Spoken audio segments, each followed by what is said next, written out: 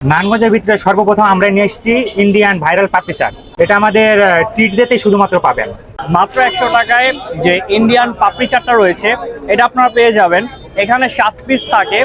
Mainly হচ্ছে ভেলপুরির উপরের দই, দেন হচ্ছে চানাচুর, ডিম, অনেক ধরনের টপিংস দিয়ে এটা বানানো হয়েছে। সো খুবই ইউনিক একটা আইটেম। সো যারা রাসেল পার্কে আসেন তারা চাইলে এই আইটেমটা ট্রাই করতে পারেন, আশা করি ভালো লাগবেন। আমার কাছে এটা খাওয়া একটা unique item. So first time খেলাম, আমার কাছে ভালোই লাগছে। এছাড়া আমাদের এখানে স্ট্রিট ফুডের ভিতরে পাবেন আপনি রেগুলার পিৎজা, স্পেশাল পিৎজা, আর ফুচকার ভিতরে পাবেন রেগুলার ফুচকা, দই ফুচকা, নাগা ফুচকা, ইন্ডিয়ান পাপড়ি চাট, ভেলপুরি, নাগা ভেলপুরি, এগুলো সবই পাবেন। এটা ছাড়াও আমাদের আপনি যদি নিজে না আসতেও পারেন, সেই ক্ষেত্রে আপনি আমাদের ফুড পান্ডাতে ডেলিভারি আছে, ফুড পান্ডাতে অর্ডার করতে পারেন।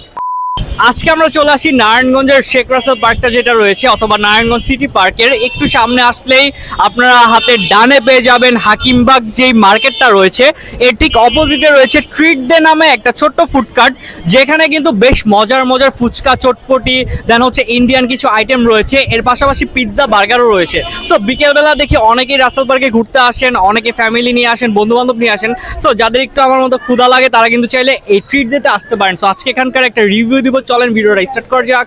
Let's go. মাত্র 100 টাকায় তাদের দই ফুচকাটা বেশ মজার ছিল। এখানে 10 পিস পেয়ে যাবেন।